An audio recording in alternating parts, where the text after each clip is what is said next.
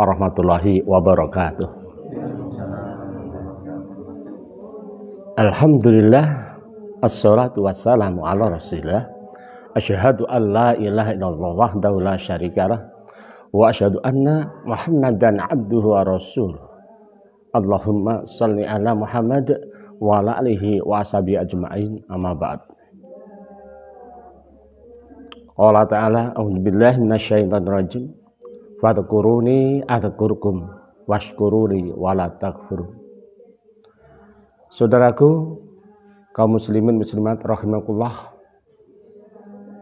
alhamdulillah pada pagi hari ini kita semua masih dikaruniai hidup dengan keadaan sehat dan memanfaatkan kesehatan ini. Mudah-mudahan semuanya dimanfaatkan untuk beribadah kepada Allah SWT dengan zikir kita, kemudian mengamalkan apa yang Allah perintahkan, yaitu melaksanakan sholat subuh, dan juga insya Allah kita laksanakan zikir.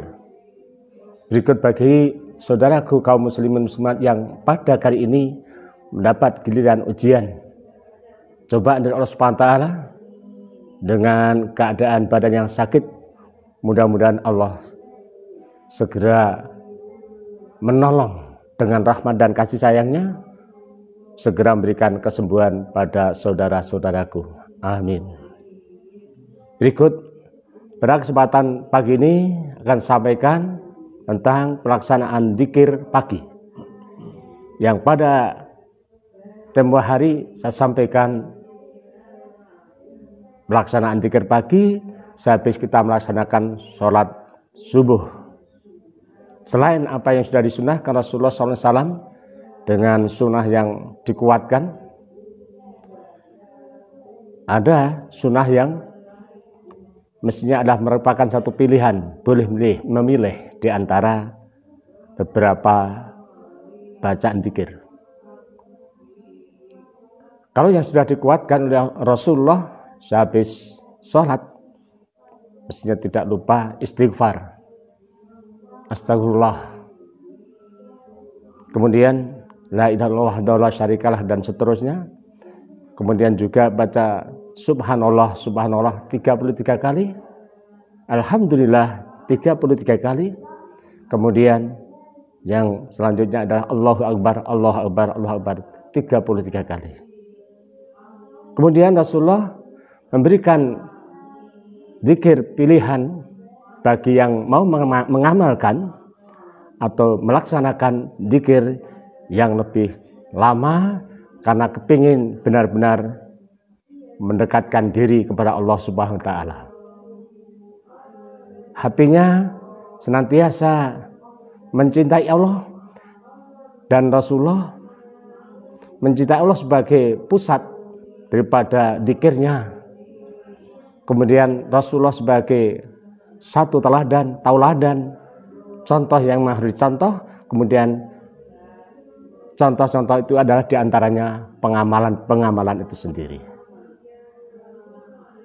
Baiklah saudaraku yang berbahagia, pada awal setelah kita melaksanakan yang dikatakan sunnah yang dikuatkan, yaitu awalilah dengan bacaan hamdalah, alhamdulillahi wahdah, wassalatu wassalamu ala man la nabiyya ba'dah.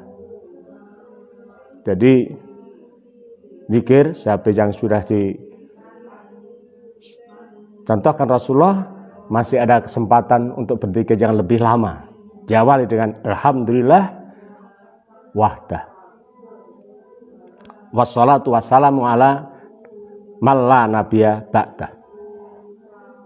Segala puji hanya Allah, milik Allah. Satu-satunya zat ilah adalah hanya Allah. Dan salawat serta salam atas Nabi yang tidak ada Nabi sesudahnya. Setelah kita melafalkan salawat dan pujian tadi, kemudian dilanjutkan ta'awud, bacaan ta'awud. A'udzubillahi minasyaitonirrajim. Yang artinya adalah aku berlindung pada Allah dari godaan syaitan yang terkutuk.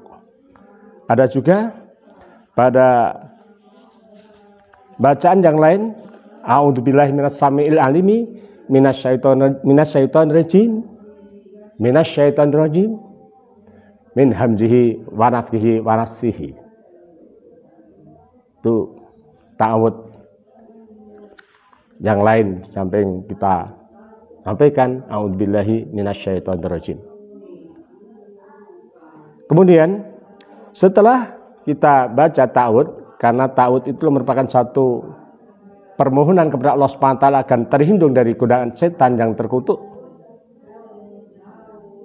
dengan bimbingan, dengan hidayahnya Allah, insya Allah akan terhindar dari semua perbuatan-perbuatan dan ajaan ataupun rayuan setan yang memang selama ini setan merupakan satu musuh yang tidak akan berhenti, selalu menggoda, membisik-bisik di hati manusia agar manusia berbuat dosa atau agar manusia tidak mau mengamalkan daripada perintah Allah, menentang bahkan mengabaikan.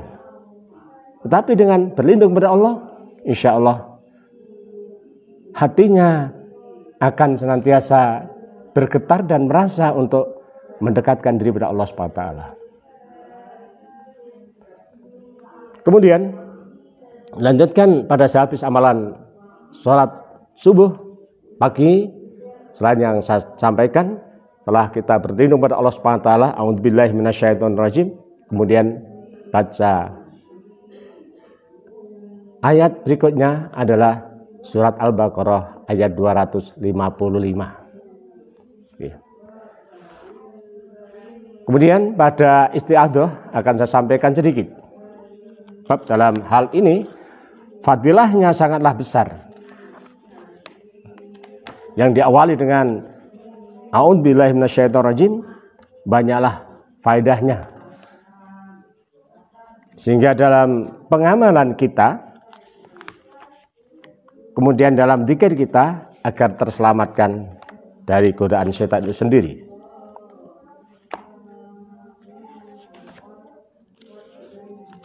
Saudaraku, kaum muslimin muslimat yang berbahagia, pada gilirannya, setelah kita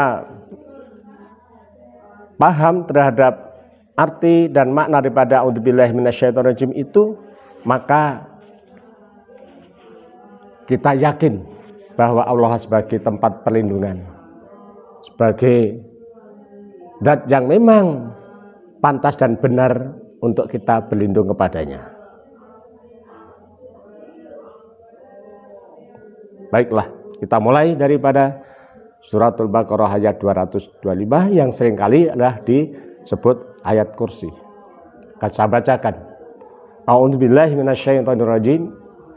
Allahu la ilaha illa huwal hayyul qayyum. La ta'khudhuhu sinatun wa la naum. Lahu ma fis samawati wa ma fil ard. Man dzalladzi yashfa'u indahu illa bi idnihi. Ya'lamu ma baina aydihim wa ma khalfahum wa la yuhituna bi syai'in min ilmihi illa bima syaa'.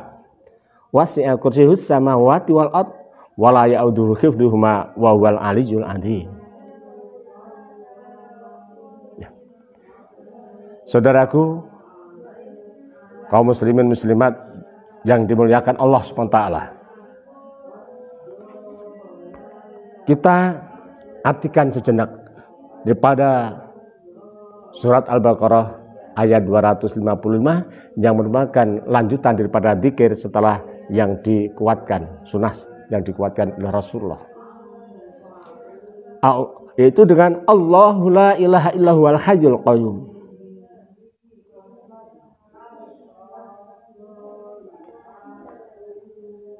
Dia benar-benar Allahu la ilaha illa huwal hayyul qayyum. Allah lah, tidak ada Tuhan kecuali Dia yang maha hidup dan yang berdiri sendiri. Tidak ada ilah yang berhak disembah, melainkan Dia yang hidup kekal lagi terus menerus. Berikut mengurus makhluknya. La ta'khudhuhu sinatu wa la naum, tidak tidur, tidak ngantuk dan tidak tidur. La ta'khudhuhu sinatun. Sinatun itu ngantuk. Wa la naum dan juga tidak tidur. Berarti selamanya. Kenapa? Allah bertanggung jawab mengurusi dunia seisinya, termasuk mengurusi hidup dan kehidupan manusia.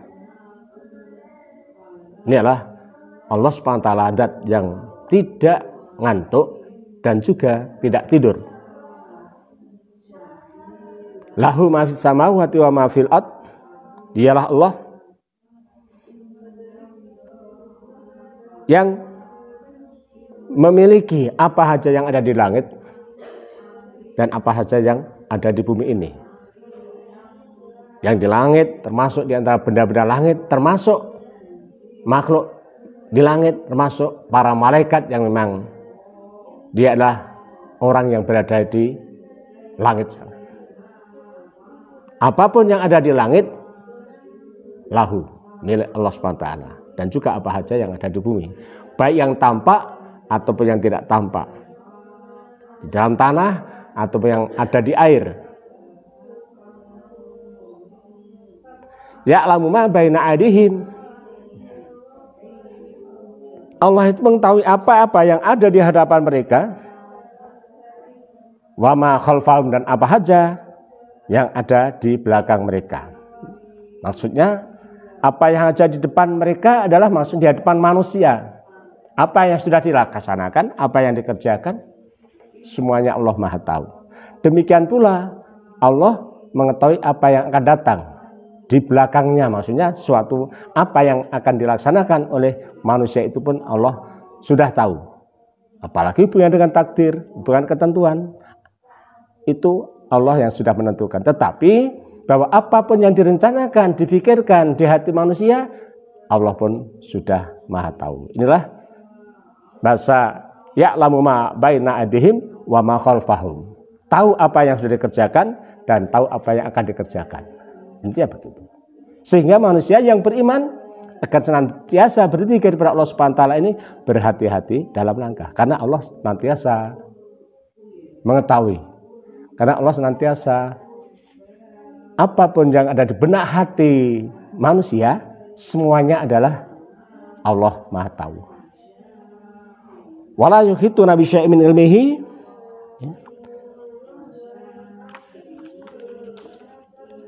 Tidak juga mengetahui apa-apa dari ilmu Allah, melainkan apa yang dikehendakinya. Ya. Dalam hal ini wala yuhituna bi syai'in min ilmihi illa bima syaa. Dan tidak. Ini apa yang diketahui kecuali adalah Allah betul-betul menghendaki, apabila menghendaki. Maksudnya ini adalah apapun yang dihajatkan atau dikehendaki manusia, yang dimiliki oleh manusia, ilmu-ilmu yang dimiliki oleh manusia ini adalah kehendak daripada Allah. Maka seorang itu akan mendapatkan satu bagian ilmu bertingkat-tingkat. Dan apabila seseorang itu berusaha beramal atau berusaha untuk mencari ilmu, maka senantiasa akan bertambah. Itu pun dengan kehendak Allah, dengan hidayah taufiknya. Kalau tidak ada hidayah taufiknya dari Allah SWT, maka seorang itu juga tidak akan mendapatkan ilmu-ilmu yang lebih dibanding dengan orang-orang yang senantiasa untuk menggapai, mencari ilmu itu sendiri. Sehingga dikatakan dari apapun, dan mereka ini tidak mengetahui apa-apa dari ilmu Allah, melainkan apa yang dikehendakinya. Mereka di sini adalah sekali lagi manusia itu. Nah, kalau Allah menghendaki mendapatkan ilmu, maka seseorang itu hatinya digerakkan, mendapat motivasi, kemudian berusaha untuk mencari agar mendapatkan ilmu tersebut. Ini pun kehendak dari Allah yang dikatakan hidayah taufik itu sendiri. Kemudian wasi'a kursiyyus samawati wal ard. Maaf, ya. Di sini ada wasi'a kursiyyus samawati wal ard, dan kursi Allah itu adalah meliputi yang ada di langit dan di bumi. Berarti kebesaran Allah sangatlah tak terbatas. Kalau dikatakan kursi, biasanya manusia ini adalah duduk di kursi. Tapi Allah, kursinya berarti kekuasaan Allah itu meliputi daripada apa saja yang ada di langit dan bumi. Dan Allah tidak akan merasa berat memelihara keduanya. Allah tidak akan merasa berat. Karena apa? Memang kursi Allah, adanya di Allah itu adalah di langit dan di bumi. Maka tidak merasa berat. Dan Allah Maha Tinggi lagi Maha Besar. Itu adalah kemahakuasaan dan kebesaran Allah SWT yang memiliki langit dan bumi. Kemudian saudaraku, pada gilirannya kita sampaikan yaitu tentang hadis-hadis Rasulullah yang berhubungan dengan surat Al-Baqarah ayat 255. Tuh kita bacakan sejenak. Haddatsana Abdur Razaki haddatsana Sufyana ngan Sa'idil Jariri ngan Abi Salili ngan Abdullah ibni Ziyad. Saya ulang, ngan Abdullah ibni Rabah ngan Abi Huwa ibnu Ka'bin anna Nabiyya sallallahu alaihi wasallam sa'alahu ayu ayatun fi kitabillahi a'dham. Qala Allahu wa rasuluhu a'lam. Faraddaha miraza summa qala abi ayatul kursi. Qala liyahtuka al-ghalimu abal mungdir waladi nafsi biyadihi innalaha lisaniha wa syafaini. Innalaha lisanan wa syafataini.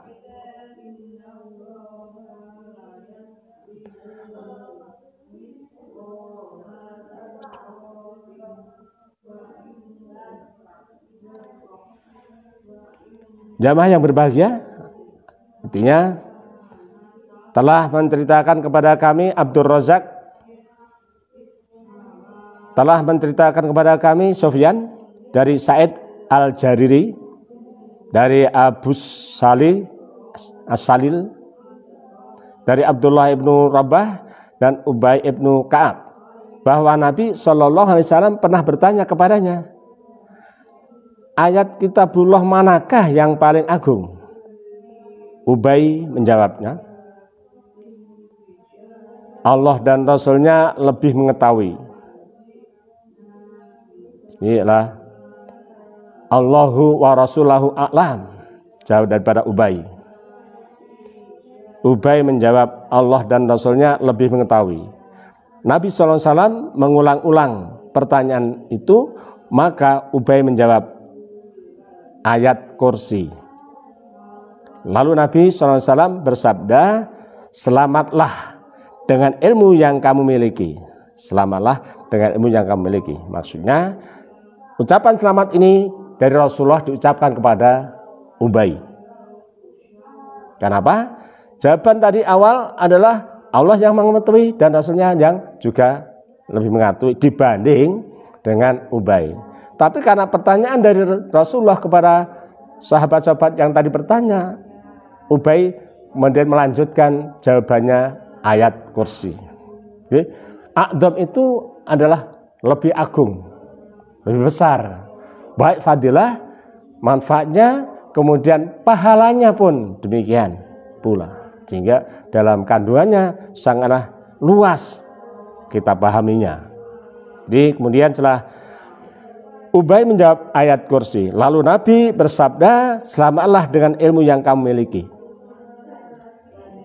Hai Abul Mundir, Jikot, demi Tuhan yang jiwaku berada dalam genggamannya, dalam kekuasaannya, Sesungguhnya ayat kursi itu mempunyai lisan. Ayat kursi itu mempunyai lisan. Dan sepasang bibir yang selalu menyucikan Tuhan yang Maha Kuasa di dekat pilar ngas. Tuh. Jadi ayat kursi itu merupakan satu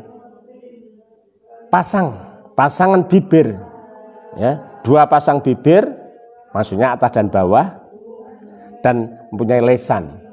Maksudnya adalah memang disunahkan oleh Rasulullah SAW agar ayat kursi ini senantiasa diamalkan, dilafalkan di bibir karena hatinya. Di lisan dan buah-buah bibir. Membasahi bibirnya dengan bacaan ayat Quran, terlebih di antara pada dzikir ini adalah dengan bacaan lafal surat Al-Baqarah ayat 255. Kemudian sampai dikatakan oleh Rasulullah SAW, demi Tuhan yang jiwaku berada di dalam genggaman dan kekuasaannya, hingga akhir hadis. Hadis yang lain juga diriwayatkan oleh Ubay pula, yang di dalamnya pokok bahasanya ini karena panjang sekali, telah menceritakan kepada kami Ahmad ibnu Ibrahim Ad-Dawraqi, telah menceritakan kepada kami Maisarah dari Al-Auza'i, dari Yahya ibnu Abu Katsir, dari Ubaidah ibnu Abu Lubabah, dari Abdullah ibnu Ubay ibnu Ka'ab, yang menceritakan ayahnya pernah menceritakan kepadanya, maksudnya kepada Ubay, bahwa ia memiliki sebuah wadah besar yang berisikan buah kurma. Ini ayahnya menceritakan kepada Ubay, ia memiliki suatu wadah yang besar yang berisikan buah kurma. Ayahnya biasa menjaga tong atau wadah yang berisikan kurma itu, tetapi ia menjumpai isinya berkurang. Menjumpai isinya itu berkurang, maksudnya kurmanya kok semakin berkurang. Di suatu malam, ayah Ubay tadi menjaganya. Tiba-tiba ia melihat seekor hewan yang bentuknya mirip manusia. Seekor hewan yang bentuknya mirip seperti manusia. Kemudian ayahnya Ubay, atau tadi kata aku Ka'ab, bersalaman. Ka'ab itu bapak Ubay. Bersalam kepadanya. Bersalam berarti mengucapkan salam, assalamualaikum. Karena apa? Oleh Ka'ab tadi adalah bentuknya manusia, itu adalah juga dikategorikan menurut Ka'ab adalah manusia, tapi masih juga dalam hatinya senantiasa bertanya-tanya. Dan setelah Ka'ab bersalam berarti assalamualaikum, itu. Kemudian dia pun menjawab waalaikumsalam. Berkatalah pada makhluk tadi yang serupa manusia. Kemudian aku bertanya, Ka'ab itu bertanya, siapakah kamu, jin atau manusia? Kemudian ia menjawab, jin. Aku berkata, kemarilah tanganmu ke tanganku. Maksudnya agar dia mengulurkan tangannya itu setelah bersalam, kemudian salaman. Bersalaman agar jin tadi mengulurkan tangannya untuk bersalaman.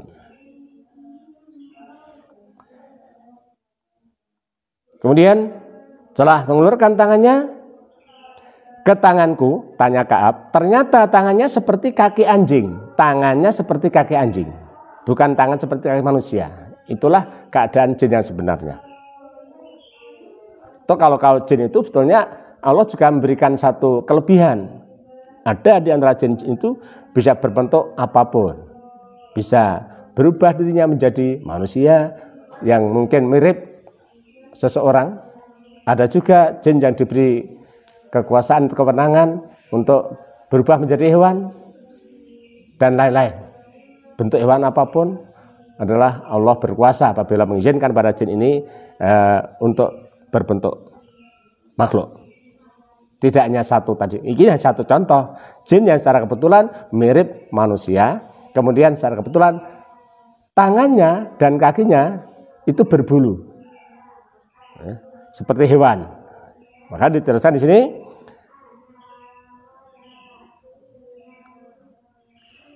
Tangannya seperti kaki anjing.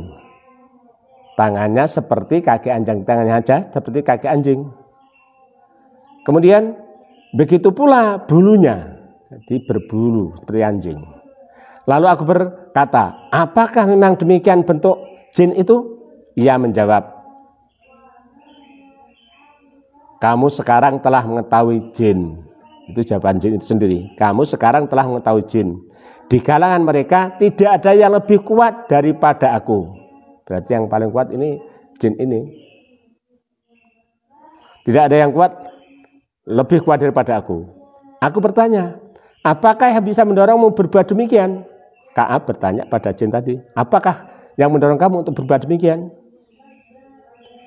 Ia menjawab, telah sampai kepadaku bahwa kamu adalah seorang manusia yang suka bersedekah. Jadi Ka'ab itu sebagai anaknya Ubay, yang punya anak Ubay tadi, Ka'ab itu adalah terkenal sebagai orang yang ahli sedekah. Sehingga mendorong jin itu untuk menguji daripada Ka'ab yang menunggu tong atau tempat kurma tadi. Telah sampai kepadaku bahwa kamu adalah seorang manusia yang suka bersedekah. Maka kami ingin memperoleh sebagian dari makananmu. Lalu ayahku, karena yang cerita itu Ka'ab, lalu ayahku Ka'ab berkata kepadanya, hai, apakah yang dapat melindungi kami dari gangguan kalian? Jin itu menjawab, ayat ini yaitu ayat 255 surat Al-Baqarah. Ayat ini, ayat kursi.